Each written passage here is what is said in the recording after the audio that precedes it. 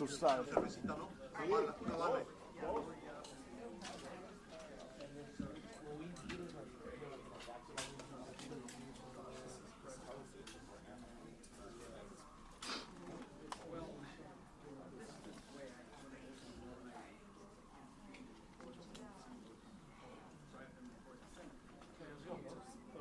Hey there, this is David Douglas. How are you? I am great. Sorry, I just called you in my AirPods. I was calling to see if we could roll on round 15 for the presser and the feed of the D.A. Hoffman presser.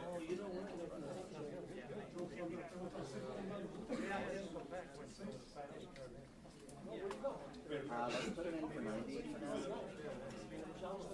Okay.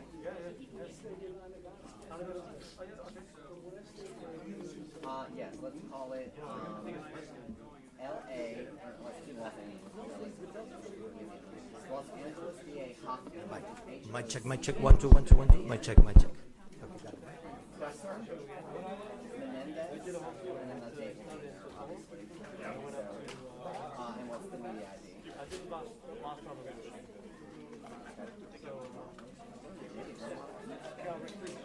Back around today. Okay. Oh, got it. Oh, that's okay, great. And so that's in for 90. Okay. And can you start schedule a cross roll just in case? I don't think that's likely, and I'll call you back and stop everything down and make sure it's done, but just that way.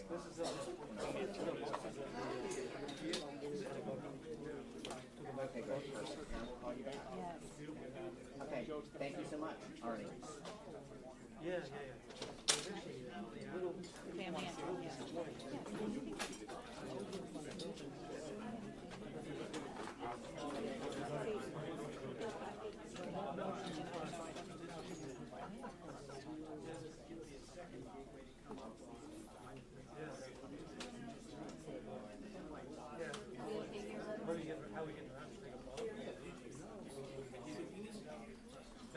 I'm just saying, like, can you hear? Test for TMZ, test for TMZ.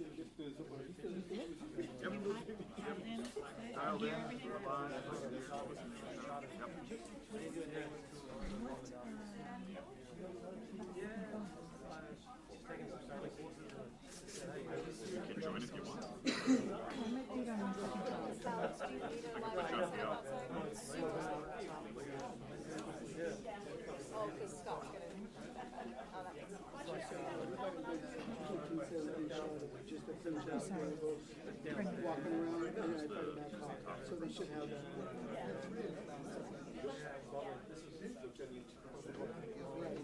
Just how you should.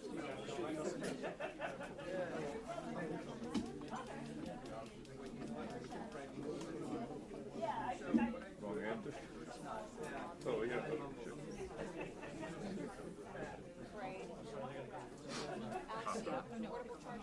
You're feeding this. No, I changed.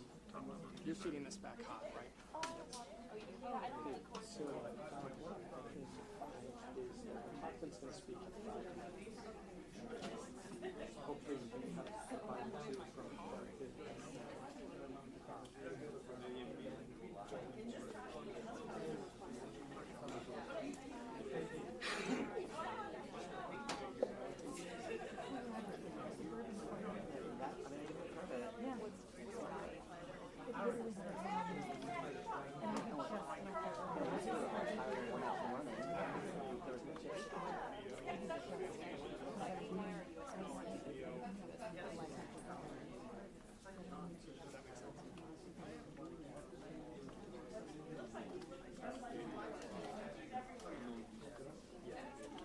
Oh, okay.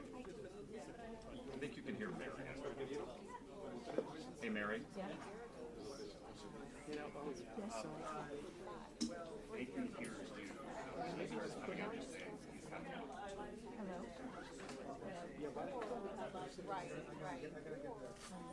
But are they hearing me through the microphone or are they hearing me through nothing?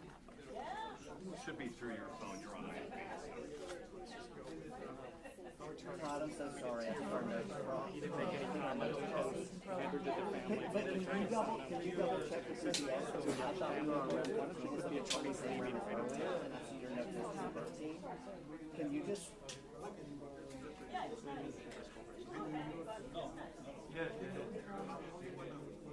Okay.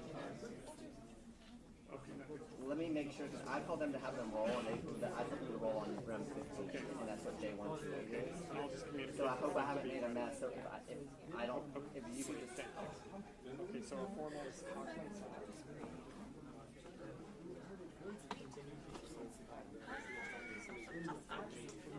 Okay, let me just call, I'm going to call back to you and I'll confirm that we're really on 15.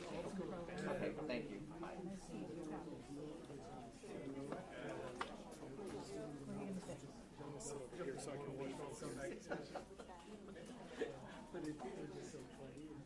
Hey there, this is David calling back about round 15 and the J128. So apparently there's another signal to this from our affiliate. I want to make sure that you're seeing a podium and like whatever, and I didn't give you the wrong round. I thought we were on the same round as earlier, but maybe you're not.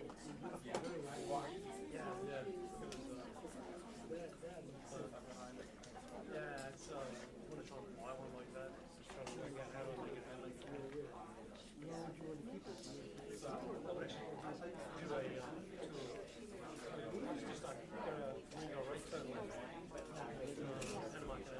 Okay, I'm going to put my hand in front of this flag right now. Okay, we're on round 15. Okay, thank you so much. I appreciate it. Thanks. Bye.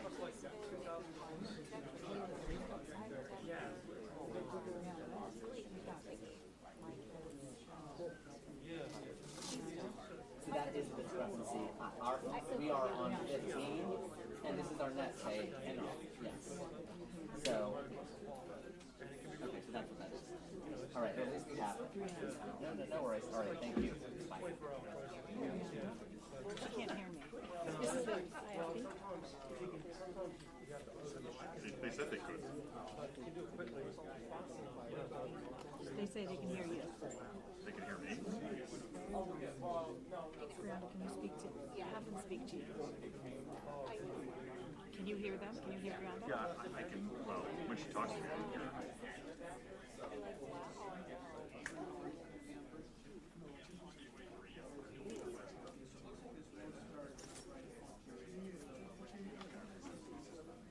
So just tell them I'm on PL. Oh, yes, I can.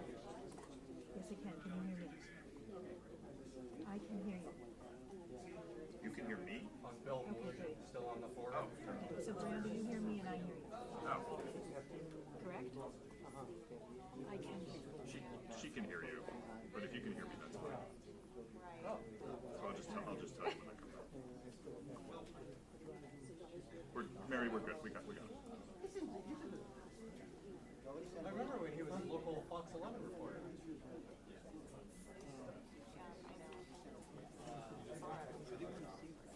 What about Alexandria? She's still with you guys? We need clients.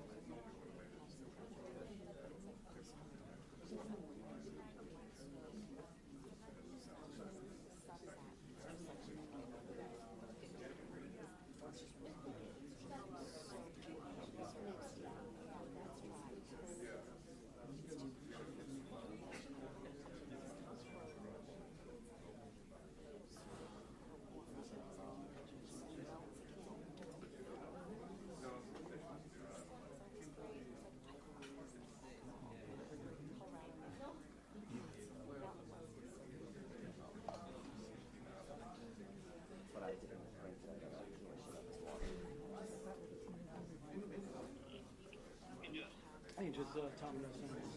Can I check if there's a board schedule for the 2 You want to take notes on that?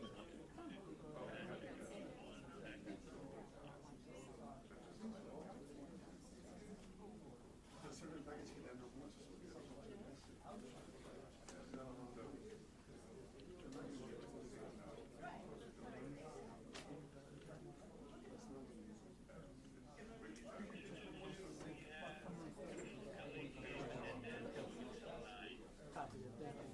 Ends quickly or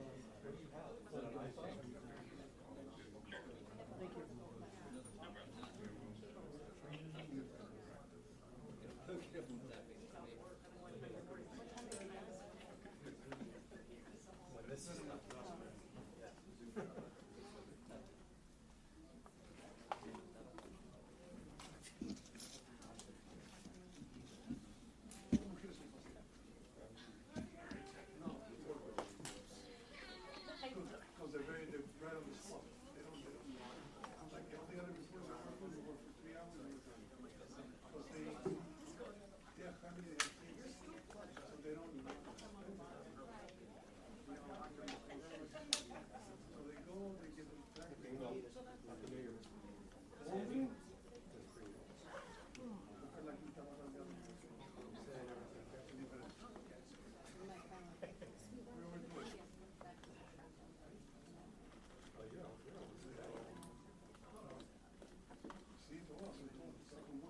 How's your husband's birthday celebration?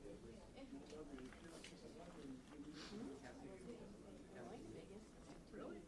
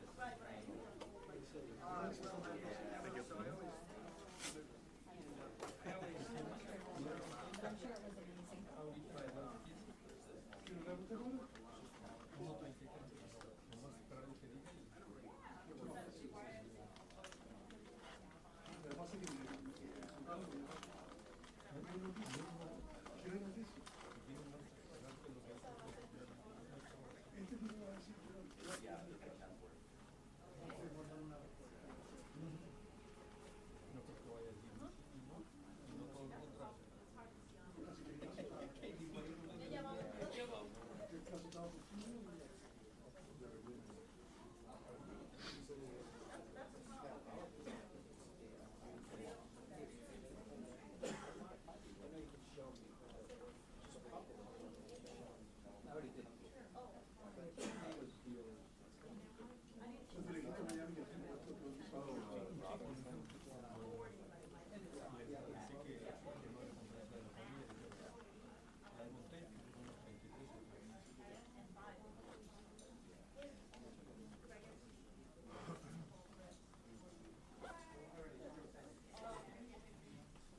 The news conference will start in a few minutes. Thank you. Thank you. What did she say? She said 33 minutes. Thanks for hearing her.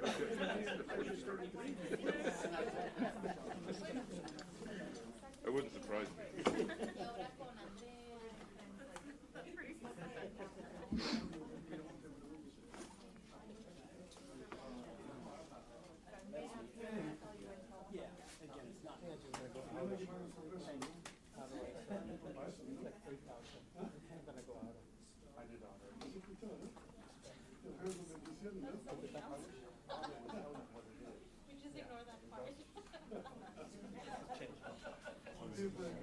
At first I was like, what? And then I guess you get used to it. When the DA comes down, don't forget to silence your phone. Thank you.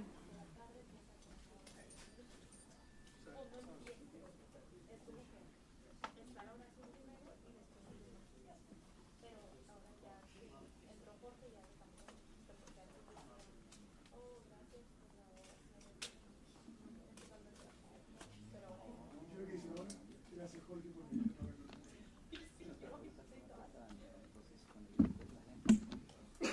Gracias a Jorge que trae los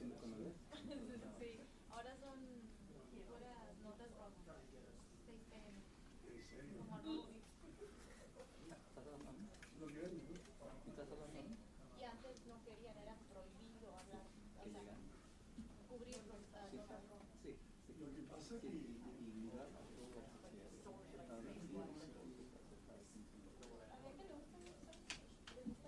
se puede decir, no, a mí me cansa porque voy en la calavera cuando estaba el toro que iba a matar a alguien. Ahora que un shock del salir un toro y claro, es como tratando de pasar por un lado un toro. Cuando salía la calavera, al tipo lo mataban todo. Es cierto. All right, guys, he's coming in. What you saying? All right. Thank you very much for joining us this afternoon. I wanted to give you a quick update on the preparation that I've taken to deal with the Menendez case. As I said when I came into office on December 3rd, I was going to do the thorough review of the facts and the law that I will do in every case, whether it's a media attention-driven case like the Menendez case or any other type of case. In the Menendez case in particular, what that has involved is reviewing thousands of pages of confidential prison records to analyze the rehabilitation aspect of resentencing. It has involved reviewing thousands of pages of trial transcripts from 2 months-long trials. It has involved talking to all the different prosecutors who've been involved with the Menendez case, defense counsel. It has involved reviewing voluminous exhibits and pleadings and court filings, not just at the trial level, but at the California Court of Appeals, where the Court of Appeals affirmed these convictions, and again at the Ninth Circuit Court of Appeals, where they again affirmed these convictions. So we've been doing that effort, and that effort continues. As part of that effort, what I said is that I would also speak to any victim family member who wanted to speak with me. And that's what we did today. A number of the victim family members came in. It was a very productive session where they gave me all their thoughts about what should happen in this case, their experiences that they wanted to share, the ultimate direction that they wanted this case to go. And so it was a very productive conversation over a number of hours. Again, I invite and have continued to invite any additional victim family. Virtually all of them were there today that wanted to speak with me to speak with me. And that forms part of the information data set that we will use to determine what the right result should be in both the habeas proceedings, although the impact of family victim members' impact is less important as far as a habeas proceeding goes, as well as the resentencing issues that are going to be coming forth. Right now, the resentencing hearing is set for January 30th and 31st. That date is the date we're working against. If it changes, we'll certainly let you know. And we will continue to do this difficult but important work of reviewing the facts and the law to make the right decision in this case. So that is the remarks I wanted to start with. I'll now open it up for any questions. Did anything change after meeting with the family in your mind? In my mind. Again, what I'm doing is processing all this information. So we have not finished the review, for instance, of all the prison files. Again, it numbers in the thousands of pages, covering well over 30 years of prison experience for both Lyle and Erik Menendez. Nor have I finished reviewing all the trial transcripts as well. But we're inputting that additional information that I received today, which was useful information, into the entire decision matrix on what to do with this case. How was it helpful, though? I mean, well, again, I've had the chance to read everything any of these victim family members have either testified about or written. And hearing it live directly from them is a very useful additional way to learn that information. So do you feel that family members that were there that don't want the Menendez brothers to be resentenced or released, or was everyone who was there today in favor of their release? So the actual contents of what was discussed, it was in some ways an informal, off-the-record discussion where I invited them to tell me anything they wanted to tell me. So I'm not going to relay to you one way or the other what it is precisely that they said, which is what I'm not going to do. you say you're looking Yes. for what would constitute rehabilitation when you look through the prison records and have these conversations.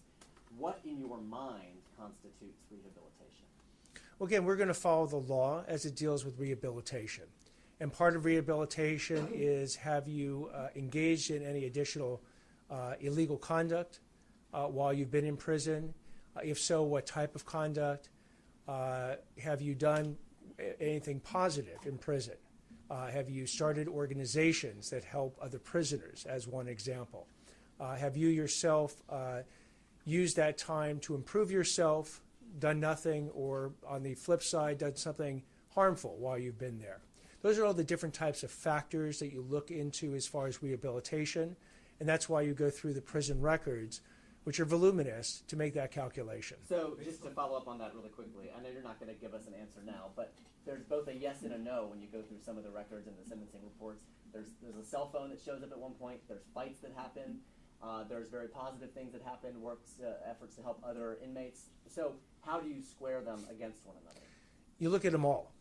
So you don't look at any one instance in isolation. You look at the entire record of behavior while they've been in prison for over 3 decades. And ultimately what you're doing is you're providing that information, as we intend to do, to the court, because the court makes the final decision here. Though the DA has started the process by filing a reconsideration motion, as you're aware, the court has also filed its own motion for reconsideration. And the court ultimately has the final call on, first, whether it wants to reconsider the sentence at all, and second, if it does want to reconsider, what the new sentence should be. And the state legislature, through the laws of resentencing, has given the court an enormous amount of power to do that. And as you're aware, depending on the sentence, if the sentence provides for the ability to then have parole, and that would, in the Menendez cases, potentially impact the youthful parole statutes that have also been passed, then the decision would ultimately go to a parole board on whether or not to grant parole. And as far as that goes, a parole board, which usually is just 2 people, would make that decision, and then the governor himself, if it was to be a grant of parole, would have 120 days to make one of 3 decisions: either agree with the parole board, disagree and reverse the parole board, or send it back to the full parole board to actually consider the case. So as of right now, you haven't made any decision? I have not. You previously said you might consider the brothers separately and give 2 different recommendations. Is that still true? Can you expand on that? So let me make it crystal clear what I said before and the implication of it. In any case, whether it's the Menendez case or any case, you look at each individual defendant separately. You look at each individual crime separately. There's effectively 3 crimes that they were convicted of. One dealing with the first-degree murder of Jose Menendez, their father, one dealing with the first-degree murder of their mother, Kitty Menendez, and then a conspiracy statute tying them all both together. So you would look at each individual crime, and then each individual, for the resentencing's, rehabilitation. Now, that might lead you to the same results, it might lead you to different results, and I'm not here to predetermine where we're going to end up for each individual defendant and each individual crime. That's what this analysis is all about. May I ask a couple of questions, please? Can you describe just in general, what was the tone? It's roughly 3 hours by my calculation. Was it a good give and take? Was it emotional? It was a productive meeting. That's how I'll describe it. And the second question, when you talk about rereading the transcripts, you're talking about both trial and then retrial. I ask that because just that alone seems like it would be an enormous task. So I'm curious how much of your time and everything else that's on your plate this is taking. It's taking a lot of time, but it's one of those decisions that you want to make sure you get right. So I'm working with a team of people that are also engaged in reading these transcripts, and then bringing to my attention the transcripts that they're reading. I read those transcripts. So it's there's not a lot of free time in my life right now, but that's okay. I didn't sign up for a job that said I was going to have a lot of free time. And so we're going to spend the time necessary to get this decision right. Mr. Hackman, at some point, do you speak directly yourself personally to Erik and Lyle? Will you communicate directly with them at any point? And does the number of family members mean anything in this consideration? The number is not as important as the fact that the statements that the family members have made before and continue to make. So whether the number is 1 or 26, the number itself is not that important. As far as speaking with the Menendezes, no decision has been made to speak directly with the Menendezes themselves. District Attorney, the victim's family has said in previous statements that they are considering petitioning a request for the state Attorney General's office to review this case out of concern of how you're going to go. Did they express that to you, and what is your reaction to that? They did not express that to me at this meeting. And your reaction to that? I don't believe that there's any conflict of interest or justification for the state attorney general to take over this case. Ultimately, the state attorney general can do their own analysis and reach whatever conclusion they want. Is there anyone still with the office that was assigned to the case? And if not, are you speaking with anyone any of the former ADAs that were prosecuting the case? Yes and yes. So yes, there are former prosecutors who are still with the office that I've spoken to. And yes, there are people who were affiliated with the case early on that I've also spoken with. The lawyer for the family, Mark Agarios, canceled his press conference that he was supposed to have this afternoon. Should we read anything into that? I'm sorry, can you repeat the question, please? The lawyer for the family canceled his press conference this afternoon after the meeting. Should we read anything into that? I wouldn't know one way or the other. Can you talk about how many attorneys in your office are working on this and whether you think a decision by your office can be made by that January 30th date? A number of attorneys are working on this beside myself, and right now that January 30th date is a date that we intend to hold to. Again, if something comes up that militates us asking for additional time, we'll certainly go to the court before we would go to the press, and then we afterwards let you know. All right. Thank you all very much for coming today. And as developments come up, Could you just comment? We'll have one last question. The family has been back and forth about this regarding the appointment of Kathleen Katie to your Office of Victim Services and that appointment and the associations with this case and her former representation of a family member who sees differently than the bulk of these family members. Certainly. Kathy Katie will be starting as the director of the Bureau of Victim Service come Monday. Kathy Katie is walled off from the Menendez case. I've had very limited conversations with Kathy Katie about this, other than to be referred to the pleading that she submitted back in October on behalf of her client. And with respect to that client, who will now have new representation, if that client wants to speak with me, I will make myself available as I have for the other victim family members. So thank you all very much. Appreciate it.